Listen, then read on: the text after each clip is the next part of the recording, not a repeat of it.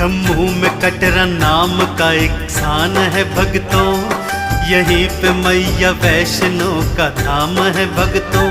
त्रिकूट पर्वतों पे बनी माँ की है गुफा, पिंडी के रूप में तो मैया बैठी है यहाँ।